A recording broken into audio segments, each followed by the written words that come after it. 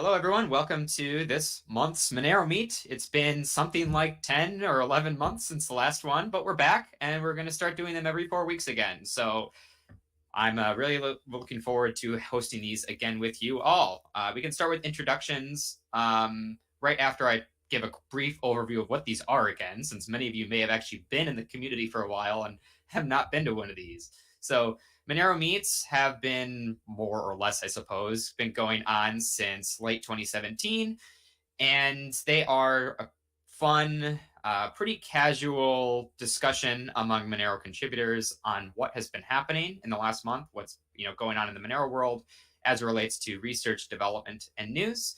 This one's live streamed, so I will be watching the chat as it comes in on YouTube. So if you have questions, you can ask them there and we'll get to them. Otherwise, we'll just be going through whatever topic of conversation happens to be exciting today. So we can go through with introductions now. My name is Justin. I'm the creator of the Breaking Monero series from forever ago now, and I am the VP of Operations at Cake Wallet. Let's just keep going through the list. Need Money 90. Hello, good to be here. I'm a moderator and I do a bunch of other stuff on the side for Monero. Awesome. Nice to see you again. Ko. Hi, I'm Ko. I work on Monero research and development related to research topics. Thanks for coming on, Ko. I also Justin yeah, sorry. Go ahead. What's up, Ko? I was just going to say I put together the Seraphis proposal that's been getting some attention. Some attention, I think, is underplaying it. We're all very excited. Justin Berman.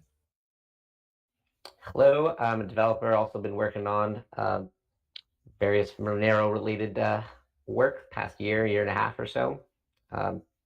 Been picking up involvement as well in some Seraphis discussions, and yeah, that's me. Awesome. Thanks, Justin, for coming by. Monero Bull. Hello, I'm MB. I do basically. 1 second. And 1 second. Two people are talking over each other. Offren, you can go. Sorry.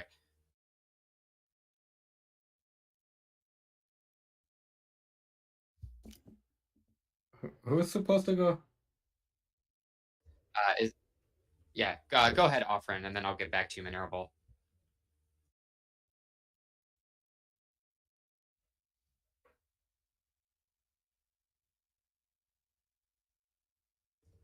Okay, maybe I'll switch that up. Okay, Monero Bull, you could go. Okay, let's do it again. I'm MB. I do basically everything but coding. So I do like moderating stuff. I took over the guerrilla marketing thing, and I'm also on the Magic committee. Welcome, Monero Bull. Is this your first Monero Meet, or have you been to one before? I think I've been to like the last one before the break. Yeah. Awesome. Well, welcome back. We have longtime Monero Space and Monero community member XMR Scott. Yeah, hey, I'm Scott. My primary contributions have been really around the just random community stuff, so primarily DEF CON, and then currently mainly just miscellaneous matrix help as people ask for it and such. So. Awesome. Well, nice to see you back. VT Nerd. Yes, so I'm a contributor for several years now to Monero backends, the daemon wallet stuff, and probably be focusing more on LWS and some other stuff. This is the light wallet scanner, for those who don't know. And so I worked closely with Justin and Ko a lot on these features, and I'll be apparently reviewing a lot of Seraphis code, according to Ko. So I'm always thrilled to do code reviews. Be good to talk about that as we jump into a more informal session after intros. And then Offren XMR, do you want to give it another shot?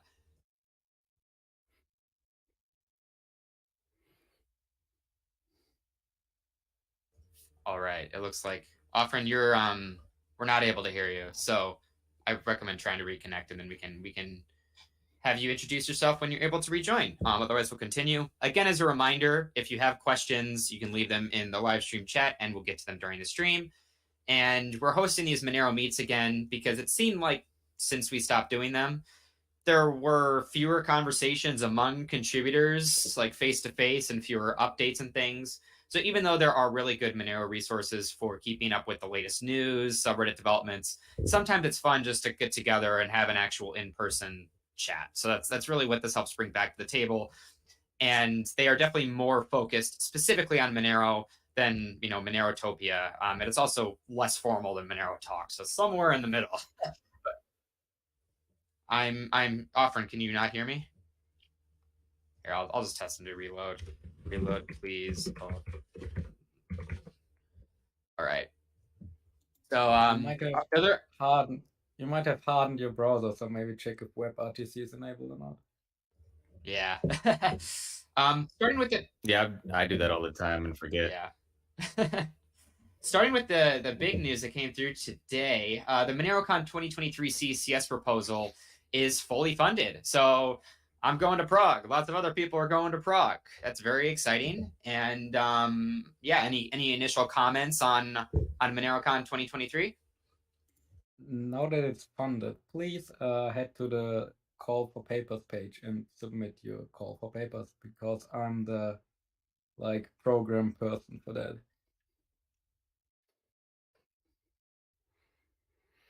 Awesome. When are those due? Excuse me? When are they due? What are the papers for? They're like submissions for talks. So if you want to give a talk, you fill out some submission form, and then getting reviewed, and you can have a talk at MoneroKon. When's the deadline? The due date before this window closes? 2 weeks, up to 2 weeks before MoneroKon, but maybe try getting it in a little bit earlier. Oh, okay. So you have right, but there's still time, plenty of time. Yeah, I think last time the most submissions came in last month before MoneroKon as well.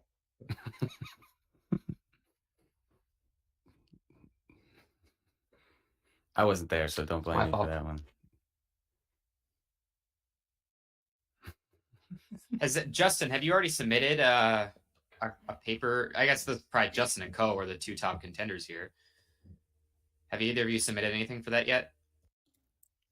No. It's call for presentations, actually. I was wrong. But call for papers. Yeah, call for paper is way more complicated because then you have to do type stuff up. It's Not yet on my end.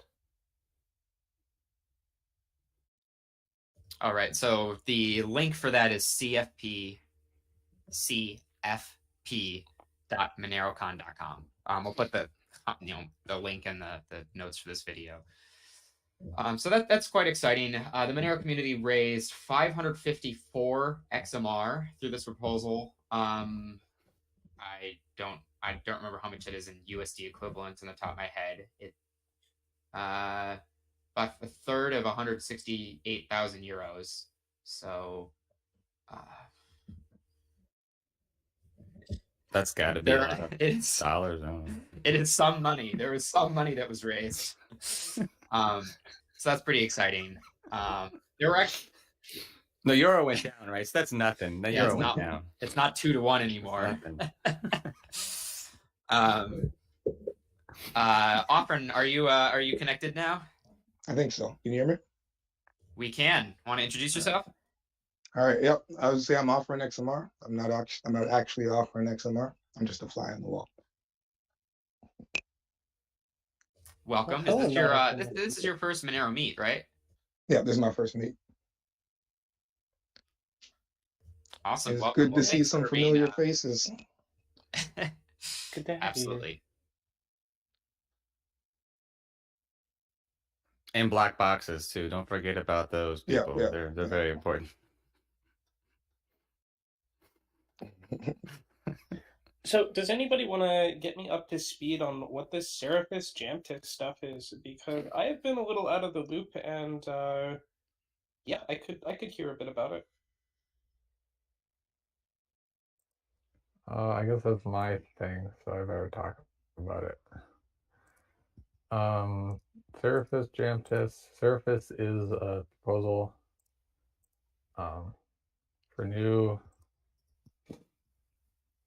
transaction protocol. It's like kind of like an evolution on what we have right now. It's more breaking change than with RingCT, because RingCT was fully backward compatible, but Seraphis is not backward compatible with addresses. So we have a new address scheme called Jamtis, where they're larger addresses that are more secure and with more features, and also they support Seraphis. That's like the short of it, I guess. I put a link to the design overview in the chat box. There was a Reddit post about it, but it didn't get too much attention, I guess. I've noticed that people aren't very interested in design discussions or technical discussions on Reddit. So No, that's more, Yeah, I think, for GitHub and GitHub. I IRC. think. so The problem with Reddit is the way that it's hard to track discussions. I think technical discussions, whereas GitHub is more serious, like in line. I agree. I don't know. It's just something I've noticed. It's better. I don't know. Yeah, like and if you're worried about it, supposedly the core team still backs up the discussion, so they're not lost. So GitHub go maniacal. Oh yeah. The no Well, wallet left behind. Yeah. The no wallet left behind group is also starting to pick up the IRC matrix. You know, solid meeting yesterday. So I assume the plan for Jamtis addresses will be some long changeover period where both will be available, but it'll only be Jamtis to Jamtis or original to Jamtis. I haven't really. I don't think it's nailed down what the transition. This is like years away. That's what we did for RingCT. The problem with a the problem with a transition period is, so let's suppose we have a transition period where both legacy transactions and Seraphis transactions can be validated in the same block. So some users will have legacy wallets, and some users will have Seraphis wallets, and some users will have both kinds of wallets. The users with both kinds of wallets will see in their legacy wallet, their balance will decline as the funds in their move are transition to Seraphis. So the legacy wallets won't be able to see the balance. The legacy wallets would have invalid blocks because they wouldn't follow the proper transaction scheme. No, this is the transition period where both are possible. So you can. So the legacy wallets still work fine, except if the same user has a Seraphis wallet that spends funds from the wallet, then the funds spent by the Seraphis wallet will be Seraphis eNodes. So only the Seraphis wallet can recover those funds. So the user's other wallet, the legacy wallet, will see its funds being drained, and no change will go back and become visible to the legacy wallet. So there's this UX kind of issue where the old wallet will feel like it's losing money that it shouldn't be losing. Got it. And so that's kind of the problem with the transition period that I see. We saw something like that with RingCT, right? I think Need Money needs where some of the ecosystem updated right away. No. But my Monero didn't. And so people were trying to spend ring CT outputs from Monero, but it wouldn't allow those spends. So they were restoring the wallets in other wallets and then spending from those so they could actually spend the ring CT outs. And that led to incorrect balances on Monero's end, I believe, being shown to users, even though no funds were lost or anything. No, it was never this bad because we never changed. The problem is we're changing addresses completely, and this is what Need Money is pointing out. Addresses are now like if you post an address on a forum, it's now dead. Yeah, and we've never had that scenario before. And then the other issue is we've never had a scenario where funds are being drained. So what happened with Monero was that you couldn't spend the outputs because it wasn't able to send to the new style. And it was actually required that all new transactions slowly move over, but the old ones were still valid.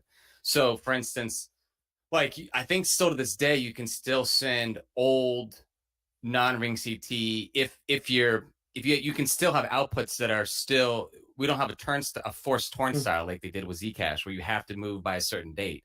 We still have old funds sitting on the blockchain that you can still move. So there's a lot of weird stuff like that. But my Monero had an issue where you couldn't spend new money. So you could see it kind of, but you couldn't spend it or something like that, as if I recall. But the real issue is we've never had a scenario where the addresses are now dead. And I think that's what Need Money is referring to. Because now people have to update their form signatures or whatever that they've got everywhere. And so perhaps this is what Justin was jumping into with no wallet left behind. I think I need to get in that group as well because I don't know that he started this initiative.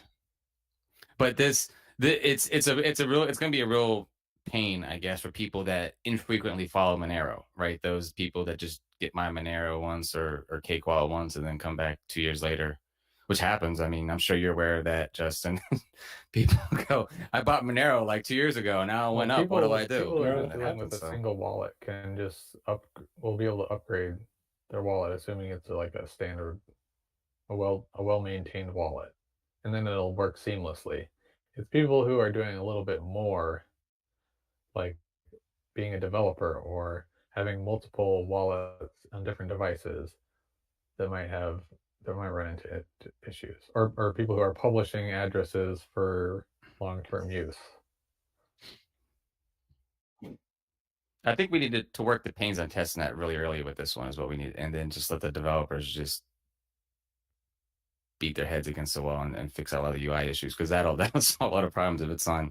Because I still use testnet, right? And if it's broken, it's gonna piss developers off first. So, a lot of those issues you just pointed out, Leo, were also things that occurred this past hard fork too. I mean, there was people who just hadn't been using Monero in a long time show up, and then now we have view tags, and so their wallets just wouldn't be able to parse those transactions. So I forgot about that one, right? That was one seemingly there was kind of a flood of support requests, support to deal with that. Question to Justin too: does Cake Wallet have something like an update is coming, you need to update by X day? I know like Signal does this pretty often of you need to update to by this date, your app will stop working by this date. Is there any kind of like notification system like that built into Cake Wallet that could possibly help those kinds of users who jump in late? We don't have like a I'm gonna call it a kill switch date or something, where if you've had the wallet for like 3 months or something without an update, it just says no, this won't work anymore. You need to change it. So I suppose we could. We've thought about different update notifications and how to better handle that. But I mean, with this latest update, we definitely still saw people who didn't know they had to update the app, and then they're like, your app sucks, it doesn't work, it's broken, blah, blah, blah, and it's on the old hard fork, right? So they go running around, and then they're like, oh, all I needed to do was update the app. It was that easy. Well, yeah, it changes the entire consensus rules. So yes, you had to update. So I'll have to think about better ways we can do. I have a solution that just came to mind, Justin. No, I have a solution that we need to think about immediately. Then every time we make something like this, in the RPC we have a version number in the RPC for the Monero daemon, but we only update it if there's a breaking change to the RPC itself, not to. So we can actually tell the software that there's a breaking change. We just don't do it in the view tag instance because it didn't break the RPC channel. It broke something else. So we need to make sure that we update. I did this. Is that your thought as well? Yeah, no? I did this. So I did. You know what I'm talking about, I did this in response after hard fork stuff back in like September. I updated there's a get version RPC, and I added. I haven't updated documentation yet. I should do that. Right. But I added it returns the every hard fork version and the block height where the hard fork is going to happen that the daemon knows about. So that goes to the wallet. And then the wallet can compare it against its local list of when it expects hard forks to come at what height. And then using that information, the wallet can know if the wallet needs to update or if it's the daemon that if it's communicating with the daemon that hasn't updated yet. So that there should be an additional version number in the RPC channel itself that we need to update. There's a version number that says we did a breaking, like we can actually say we did a breaking change to the RPC itself. And this is made for wallet CLI and Monero daemon, and we never thought about this other case. But we only do it typically when we break wallet CLI. But we need to do it anytime we break a wallet. One issue. So that's what I'm saying is that if you were to release that, so if you update the version, so we had this, we had the daemon updated for V18 before the hard fork. So if you were to push that major version up before, that would instantly break every wallet connecting to it. So this what I was going for with this approach. It has to match the hard fork. It has to match the hard fork date. We have to like tell Celsta, hey, Celsta also bump that. Maybe we should just tell Celsta to bump that every hard fork. Why not? I don't know. I mean that'll be annoying, but at least it'll forcibly. And we'll talk about this offline, but I think that we'll have to do something like that from now on. Because I know what you're saying. Damn. This is a very weird problem to have. We partially solved it, but only with wallet CLI. And Justin and I and Co are probably and maybe XMR Sky we use it as wallet CLI. Everyone else uses something else. So in move. The GUI leans on it a little bit. So I went and updated the GUI wallet, and there was a little bug in there that actually caught some snags. But the GUI wallet does use that RPC version check too, and then will display wrong version in the GUI. So I piggybacked off that logic to show wrong version if it was connected to an outdated daemon, because a lot of people were running into that issue too. So there's some good reusing. There's some reusable stuff in there that was handling this logic, but. We'll throw it in wallet too. We'll just add more logic to wallet too, and then cake wallet will just get angry, and we'll just. I mean, ultimately, I think that's kind of an interesting idea, though, is your ability to look at. I mean, to some extent, you don't know if. Well, I guess the wallet trusts itself more than the node, but being able to match those two numbers together and then present something to a user, like update your wallet, it obviously doesn't work. Might be helpful. If wallet 2 is so good. If wallet 2 is so good, why is there no wallet 3? So you say that. Well, ask Co about wallet 3. He'll tell you about it. It's the Half-Life problem. That's been a fun initiative. I mean, that's the whole no wallet left behind type. It's there's like a whole concerted effort towards it's actually called wallet 3. There's a repository called wallet 3 now. That's great. Oh, so you've actually started wallet 3? I thought this was just I know even. Yeah, there is. It's Renee R. Brunner has been spearheading this effort, and so there's been meetings. Okay, he's been hurt. Yes. He's been hurting the cattle. Cattle are moving. So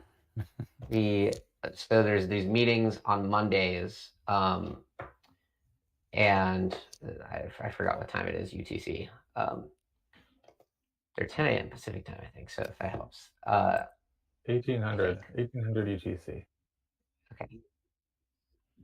Yes, I need to be they're in starting there, to they're starting to pick up, getting more. Yesterday we had a good discussion on how we can handle accounts in an upgrade in the update. So that was things like that. We're getting deeper into the weeds.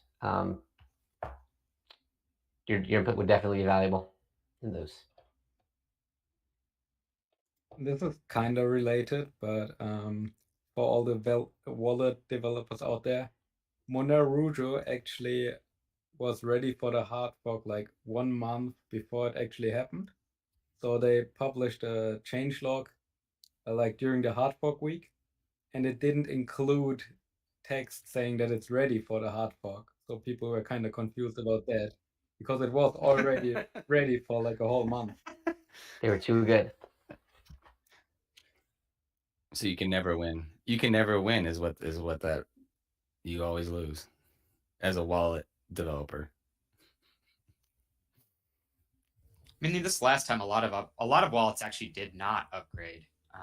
Things like Koinomi and I think Exodus even didn't upgrade in time. So there definitely was a lag on some of these, which we typically didn't see. So maybe in some ways that's concerning. Attention for some of these multi-wallet, things that exist that didn't care as much about Monero this time. So something to make sure we try to reach these people. We had a lag between hard forks. Maybe they just weren't, because before it was more consistent and they were kind of like, okay, and then we stopped for a while and they just probably laxed up a bit. And then Justin hit him with a 1 byte per output. I mean, all that really happened is people went to use Cake Wallet and Monero. 1 second. 1 second, Minerval. Offren, can you have the floor right now. You can go.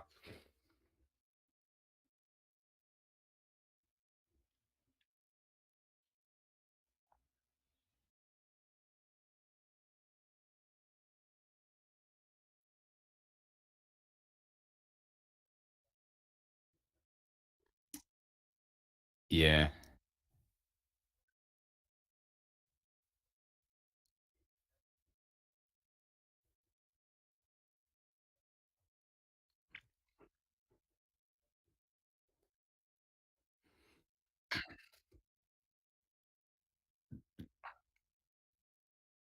It's my Monero has a very, I know exactly what happened. They have a very custom backend, and it is so different than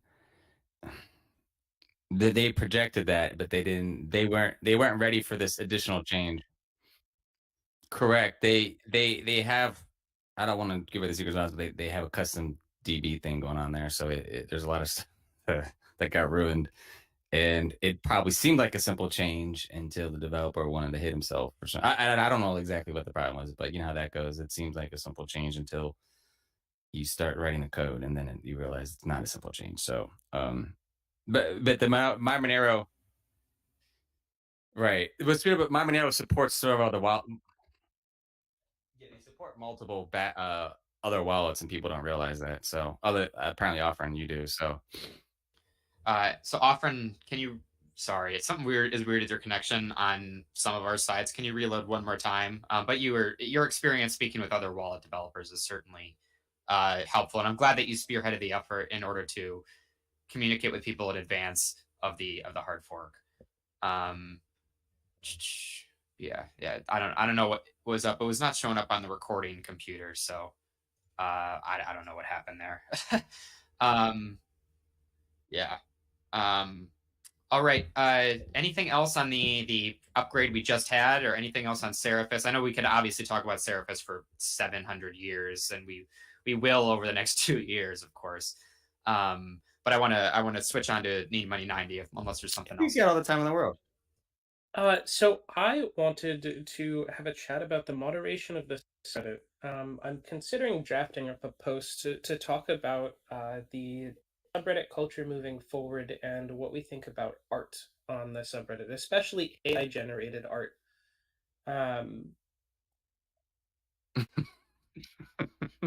I mean, so generally, is there like bad stuff coming in, or it's not that it's bad stuff, so much as images tend to get more upvotes and attention and exposure than text posts and things that actually contain information, which is a really unfortunate reality because there's a perverse incentive for people to, oh, hey, this image got 150 upvotes, I'm going to go and post my own.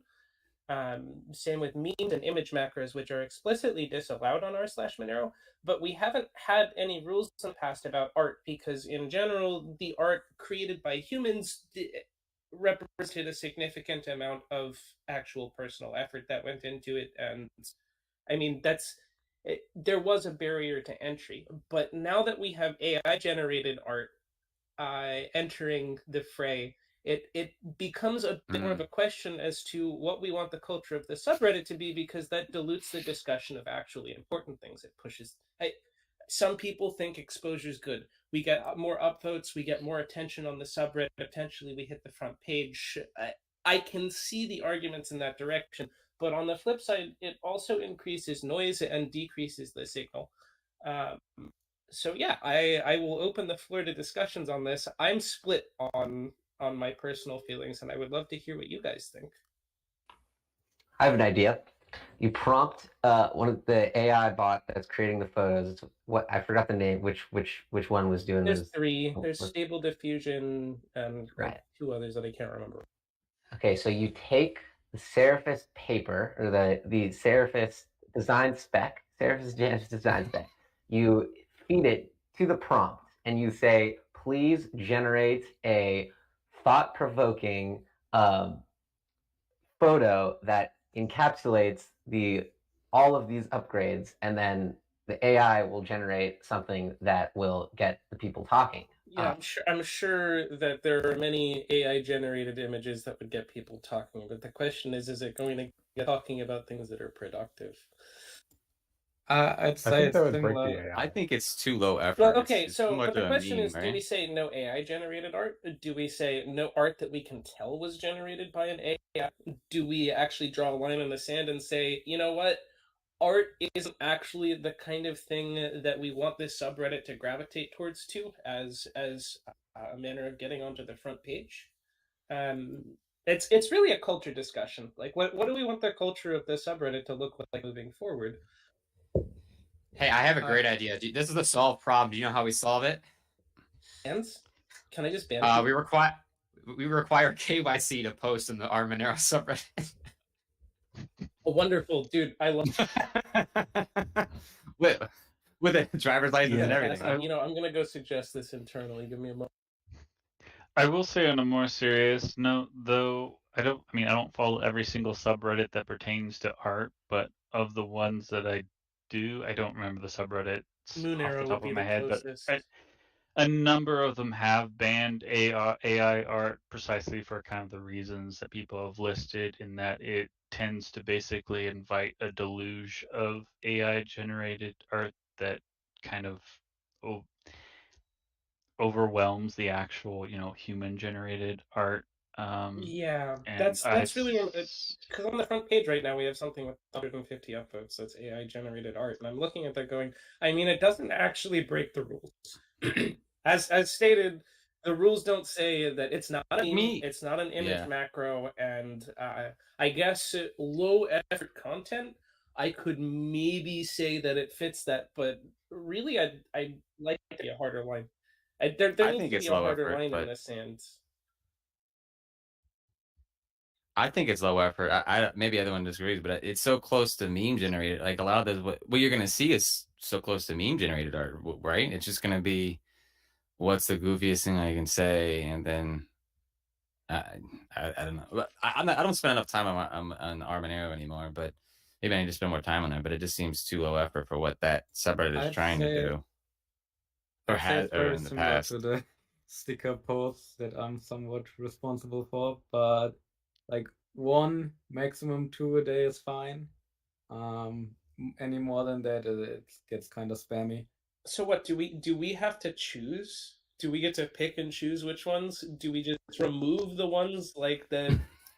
How are we supposed to enforce 2 a day? Dude, like at the 24-hour mark, so one of them immediately gets removed and somebody shoves another one up onto the queue. Is it just like a race? I mean, I know. Like, that's I why don't you want just it to ban go it all and into just say thing. screw it. Like, I've talked to you about moderation issues enough to know what you're going to say. I'm like, yeah, just ban it all and just say screw it. They can go to Monero if they want to do. But like, I know people are going to be mad about it, but there's Monero. Just go there, and then like, people love it. One So thing to I don't say, know. hey, you're not allowed to discuss this, and we're not going to give you anywhere to discuss it. I feel it's a bit different when you provide an outlet for the discussion. Like, sure, you can't talk about trading on r/Monero, but there's extra trader for. The other option is we just try to start yet another forum for like this kind of mid-level discussion where it's not GitHub discussion, but it's not like it's not that technical, but it's something mid-level. But because otherwise, you just how do we feel every time you go to the anytime on Monero? Because I moderate that too. Well, as he did 1 to 2 per day, and then I can say AI art has been a great accelerator in the amount of Monero Chain art we have. It has. I've no doubt that you can generate some very funny stuff because we've all done it. I mean, I've typed in some very goofy phrases, and then what comes out is awesome. But I don't know that I feel like I'm cheating because I'm a programmer and I kind of know how statistics work. I'm like, oh, this will be interesting, but I don't. Yeah, I don't think it's right for Monero, but ultimately, I guess we'll have to see what more people posting on Monero think, because the programmer, like the people that want to have this type of discussions, can move to GitHub or some other resource, possibly. Monero seems to be more focused on like at mid-level, meaning like they don't get too technical, but they're people that want to have discussions about Seraphis, but like from a user's point of view, right? And we don't do that in GitHub. We have it. Our discussion is like talking about block ciphers, and, and people want to bash their head in. Probably they're like, well, how does this all work? So I assume that's what the type of discussion they want to have on that subreddit. But I've been wondering all year. What does the CEO Justin think? Justin at Monero. Full disclosure, come on. I did buy the Monero.ceo domain. it was available for cheap. Well,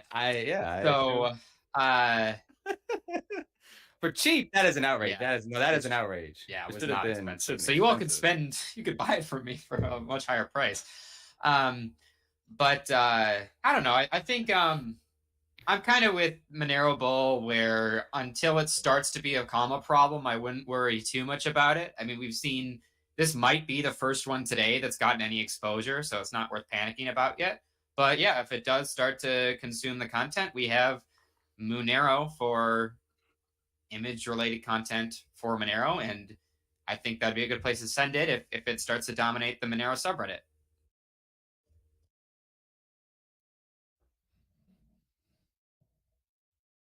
That sounded like a CEO decision right there. I like that. I have concern about a culture shift before things happen.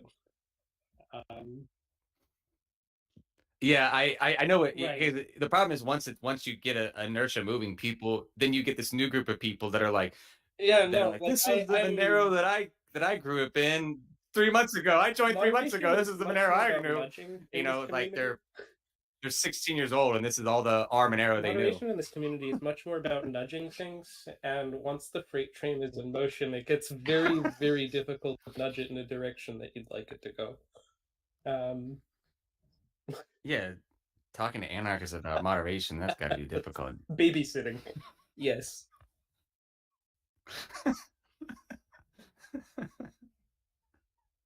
But really, why do we ban the spam bots? They should just be allowed to post unfettered, because that is censorship. Because they personally annoy me. That's a good reason. Well, you ban the spam bots because they're spam, right? So if it becomes spam, but the subreddit rules don't say spam's not allowed. We didn't say you can't spam. It's kind of implied. You make it. You make some comment. I've seen people do. You make some comment trying to like help someone out, and then 3 hours later you get a reply from some bot that says, "Yeah, we should do that. That's so true, man. Let's do that." It's so bad. Yeah. Someone should. Is anybody doing like dissertations on Reddit bots? They really should. The problem point, right? is, like someone from Stanford. they're all targeted. Just that's what I would do if I was a PhD candidate. Just well, that's the whole point. Like you would do the world's most complicated dissertation on like just it's a cat and mouse Reddit thing. bots, and then it would like be the problem is the moment you write a dissertation on either how to deal with them or catalog them, they morph into something that you can't catalog because now they know the criteria you're using to do so. Well, no, I'm just claiming on if you're doing it intentionally because you know that it's pointless. You're just doing it because you know you can still get a dissertation. It takes long enough to deal with them, let them write about it. Like this. I dread the day they start using ChatGPT. Do you have a bot that deal with the bots? Slowly. I'm working on it. Yeah, we've been. I do a lot of work on the automod filtering part, where I create ever more elaborate filters saying things like, if this person has exactly 270 karma and is 1 year and 2 months old and they say this word, then we gotta ban them immediately. It's a work in progress on that front. Keyword filtering is really bad. We are looking into a thing that tags users who have commented on the subreddit for the first time, and using that as a first gate defense against bots. But that's. You know what, Doug? Maybe I'm sorry, you're doing it. Maybe you need to. You need to write the dissertation. I don't even want to think about them anymore. Please. Everything we know about bots, part 1. Here's the subreddits they comment in. Immediately the bots stop. The bots that arrive on sub do not comment on those subs. Yeah. Anything else on bots? I have a question on P2 Pool, actually. Yeah, go for it. You have the. All right, so I saw some recent GitHub activity. Maybe VT Nerd, you'd be the best to comment on this, or Justin, I'm not sure. But there were improvements for, I think it was propagation of the blocks or something along those lines with the most recent P2 Pool update. Are you familiar with what was included in those, or like the random X faster hashing code? I did see this review. Oh, was it in the PDP? There was a proposed change to the daemon itself. Was an additional change to PDP software? I think my understanding is it was a change to the daemon in order to make P2 Pool better, probably. Right. So the issue is before a block is spammed to everyone on the list, they have to verify that every single transaction is valid. And the ring CT portion was checked possibly up to 3 times. It would be nice to do a big design change to where that wasn't possible. It's just, I don't know. The developer Cerniak, or however you say that, I don't know how to say that handle, did their best to scrub, or did their best to insert into the existing code base. So what'll happen is, with it now only be the ring CT portion only being verified once, they can go through the entire verification process, which includes sending it to ZMQ pool. So what was happening with P2P pool, it uses ZMQ to instantly send an update when a new block comes in. So there's no wait time, there's no poll time, it just instantly sends. But that added another check in there due to the insane absurdities of the way transaction worked. Now, the difficult part is this won't be included until probably sometime later. I don't really know. And we have to do internal testing because the way it was written, I know Co and Carbon Nerve had a big discussion about this. But it's mainly just it won't just help P2P pool, it'll help anybody doing mining. But PDP pool uses ZRMQ code, so it actually added an additional check in there. Unfortunately, due to the way the code was internally written. And it had to do with God knows what's going on in transaction. Okay, thanks for explaining. I saw that come through, and I was kind of curious about why. Well, I don't know what was going on there. Related comment. Gupax Yeah, 1.0 just launched today. It's easy to use miner. I'm sorry, what was that? Gupax.io. It's a GUI for P2Pool mining. Okay. And you don't need to actually run a node and no P2Pool node. And yeah, it's just, I think it's the easiest way to start mining now, easier than centralized pools. Yeah, PDP pool is what Bitcoin people keep saying they're going to do or something. I don't know. P2 pool is from Bitcoin. It's forked from Bitcoin, but it just didn't work out with the ethics. I know. I know exactly. Yeah, I know. Well, yeah, I guess you got a point there. That's probably why it got trashed. But yeah, anyway. At one point, I did. Anyway, I think at one point I did hear one reason for why it wasn't pursued as much was that you have to have in the Coinbase transaction tons of outputs for each block mined by the P2 pool. So I think that was something that that deterred them on their end. But I guess I would say that cost in Monero land is the benefit of the decentralized, like what you get from it, is considered worth the cost. I would say is more. I think the trade-off favors more heavily, even though those do have to be kept around. So it's. I think that was one of the reasons that I've read in the past. Does anyone have numbers about how many outputs the P2Pool blocks are adding, like proportionally, with the current hash rate they've got? You mean how much additional block size they're adding because of the way it's designed? They're adding Coinbase outputs, so proportionally to the number of other outputs, how many are being added? Maybe that's probably not a question for this meeting. They represent a small fraction. PDP pool is still a fraction of the total network, if I recall. Maybe Need Money remembers the numbers, but every time I see the breakdown, it's less than 10%, I think, or something. I don't know. I don't think it's. There's no way it's huge at this. The last miner reward output was the 92 for the last block they mined. 92 outputs.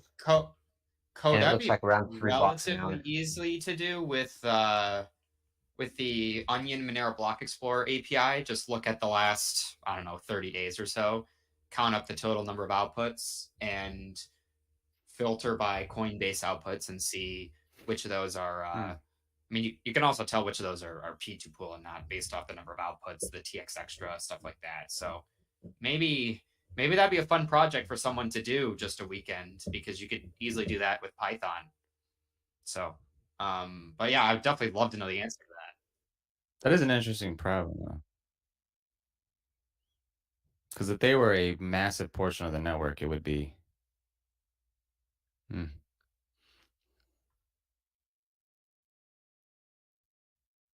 Yeah, and then what if every single what if P2Pool increased to 90% of the hash rate? What would it look like then? You can do all sorts of fun things like testing those parameters. I still think per byte is still small though, because the Coinbase it's simpler than the other types. Yeah, byte size. Well, it's kind of complicated though. So it's not as many. It's a little bit complicated though, because sure, you can say, oh well, normally what happens is you have a mining pool mine an output, and then that mining pool sends outputs to all sorts of different people, but they normally don't send outputs of the specific small size that you have with Exactly. So you end up with quite a few more outputs than you otherwise would have had. I mean, I'm looking at the output size here.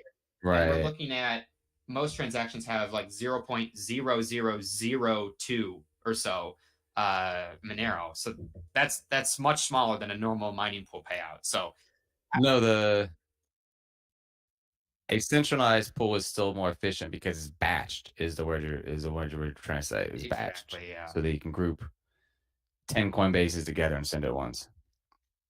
Well, it's not the size necessarily that's the problem. It's how much it adds to scanning costs. And they're a bit more. It's a bit more clear when you're spending. Yeah. Like you could probably just look in the chain and see, oh, someone has just aggregated a ton of these Coinbase outputs from P2 Pool, so it's probably then. So these are probably already spent in the chain too. So it's another kink in there that it throws a wrench in that. Yeah, and the addresses you're mining to Yeah, has public. the nonsense team looked at it? I don't think recently. You guys are both talking to me.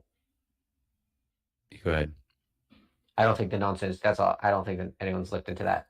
As far as I know. Monero Bull, what did you have? That I just wanted to say that the addresses you're mining to are also all public. So. And that too. You can't mine to a sub address either. You have to mine to a public main address. So. To be clear, I still think P2 Pool is amazing, and I think it has overall substantial benefits, but it obviously will continue to require smart minds to look at how to mitigate some of these downsides and to further make it more efficient. So I can understand why someone would look at this and doesn't think it's all awesome, especially if someone was solely efficiency minded, didn't care too much about the decentralization. But it's quite clear to me that the decentralization allowed here is still awesome. Right, it helps, and it helps with the the decentralization help, because when you're doing a mining pool operation, it's still it's very Monero ethos, right? So yeah, we're getting close on time here. So if there's something that is important you guys want to mention before we wrap up, now's a good time to jump in. I think I covered what I wanted to already. All right, I'm going to go through some important news that just happened this week. First, 1 second, Justin. Offren is saying, "Not sure if I'm coming through." Yeah. I don't hear him.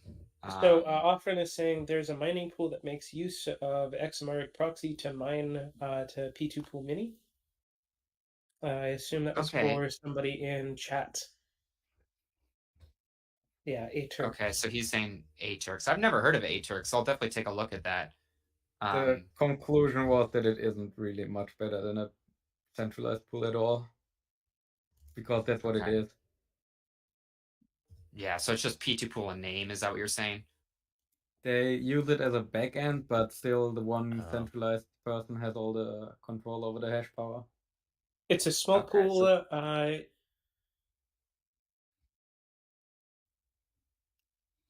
Yeah, it sounds like a small pool. Got it. Okay. Got it. So they just it's a small pool that instead of mining outside of P2 Pool decides to mine on the side chain. Of course, anyone could do that. And so it just puts like another filter in front of the side chain. Okay. But I guess it's about roughly the same pros and cons. Okay, interesting. It's probably better for them if they for a small pool, maybe it does make sense for them to plug into P2 Pool instead of just waiting around for 1 in 100 blocks or something. They might get 1 in 10. So maybe that's better for them still. Real quick, I wanted to go through some Monero news this week. Stoic released the Monero Standard, which is available for pre-order. I haven't read the book, of course. I haven't gotten a glimpse at it, but I just wanted to raise attention that, yay, new Monero resource. So go check that out at monerostandard.com. A lot of people were saying, take your Monero off Binance. I mean, I'm not going to specifically call anything out, but you should have your Monero in non-custodial wallets. Monero Talk is hosting Monerotopia in March, I believe, in Mexico City. Ko, you're going to that, right? I think it's in May. Oh, in May. May 6th to 7th. Yeah, Yeah, I was 10 May. planning to go with that. Because I have some time to decide yet. So I'm gonna go to that. I think Justin is going as well. Nice. I'm gonna definitely try and go as well. So hopefully I get to see you all there.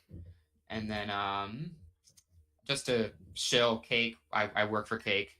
This is not sponsored by Cake, but we did announce prepaid debit cards that you could buy with Monero yesterday. So we're excited about that. And it looks like Trocador did a non-pay fixed rate exchange. So if you can pay invoices easily and proxy the payment through them instead of using an instant exchanger directly. So I know some people are excited about that as well. And a new Amazon locker service that someone will buy things on Amazon for you, ship it to an Amazon locker, and give you the code to pick it up. So that's what's come across on my radar this last week. Is there anything else that I missed? And Monero Bull, you'd actually be perfect for summarizing some stuff I missed, because you're good at keeping up to date with these things. Yeah, the terminally online guy. So the Goopux thing was probably the largest this week, like in recent time. I don't think there was much else.